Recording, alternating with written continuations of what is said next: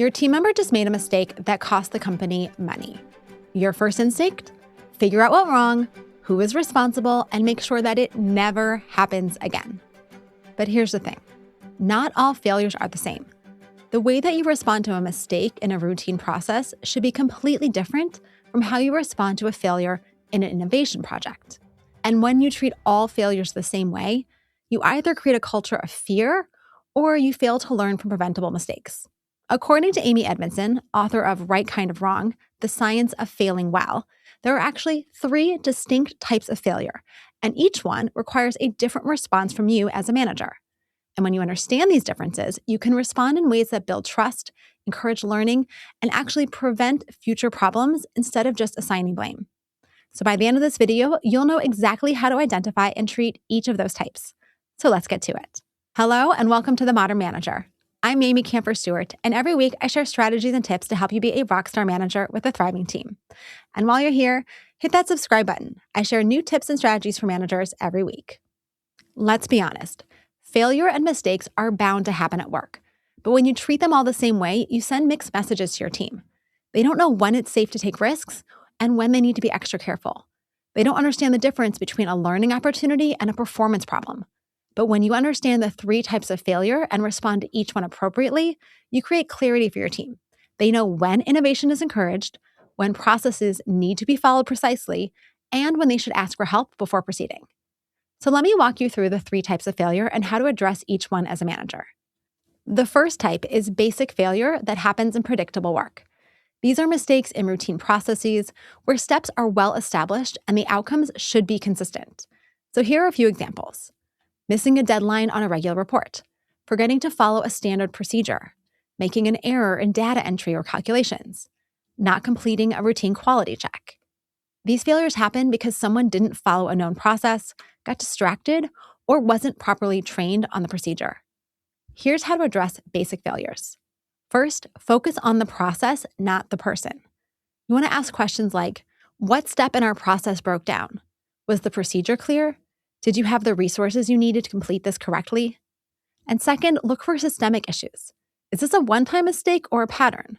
Are multiple people making the same mistake? Does our process need to be updated or clarified? And third, provide additional training or support if needed. Maybe the person needs a refresher on the procedure, or maybe the process itself needs to be simplified. The goal with basic failure is prevention through better systems, clearer processes, and appropriate training. The second type is complex failures that happen in interdependent systems. These occur when multiple factors interact in ways that are just difficult to predict or control. So here are a few examples. A project that fails because of a miscommunication between departments. A client relationship that deteriorates due to multiple small issues. A product launch that doesn't go as planned because of timing and market factors. A team conflict that escalates because of competing priorities. These failures happen because of the complexity of the work environment, not because someone made an obvious mistake. So here's how to address complex failures. First, focus on understanding the system dynamics. What factors contributed to the failure? How did different elements interact? What assumptions turned out to be wrong? Second, look for early warning signs that you might have missed. Were there signals that things weren't going well? How can you create better feedback loops in the future? And third, improve coordination and communication. Complex failures often happen because different parts of the system aren't talking to each other effectively. And lastly, build in more flexibility and contingency planning.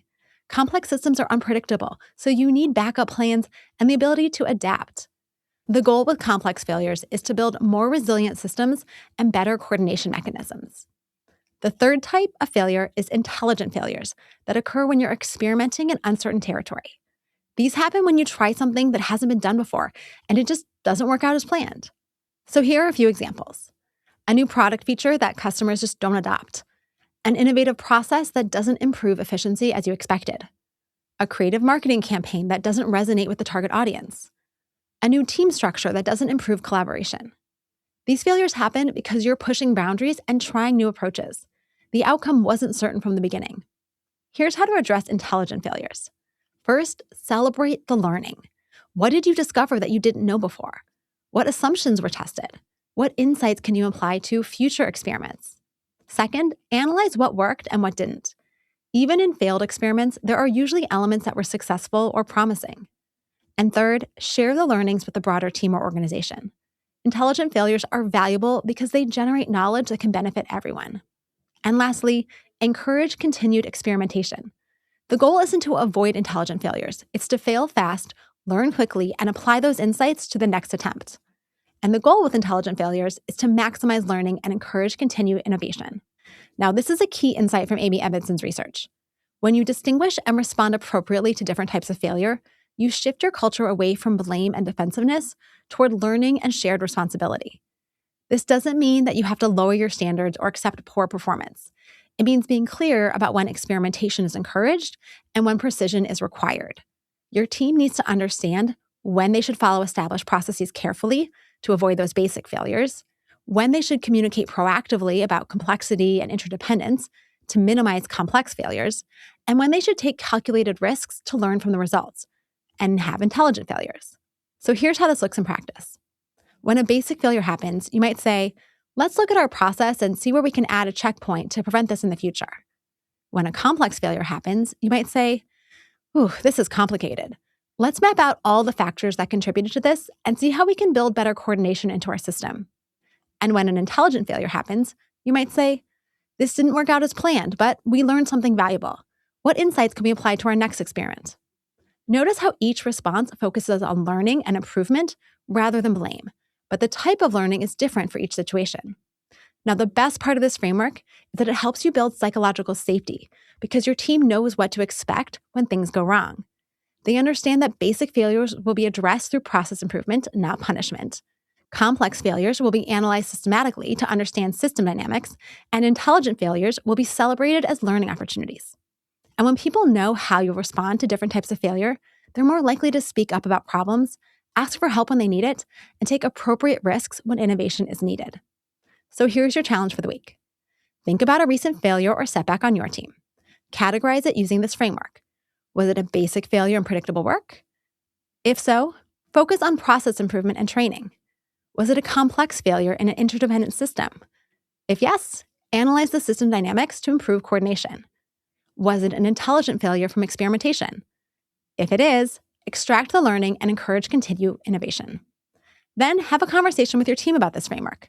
Help them understand the difference between these 3 different types of failures and how you'll respond to each one. So here's what I want you to remember. The goal is not to eliminate all failures. It's to respond to each type of failure in a way that builds capability, encourages appropriate risk-taking, and creates a culture of continuous learning. When you create an environment where people can distinguish between preventable mistakes and valuable learning opportunities, you get both higher performance and more creativity. Your team needs to know that it's safe to experiment, safe to ask for help with complex challenges, and that you're going to work with them to improve processes when those basic failures occur.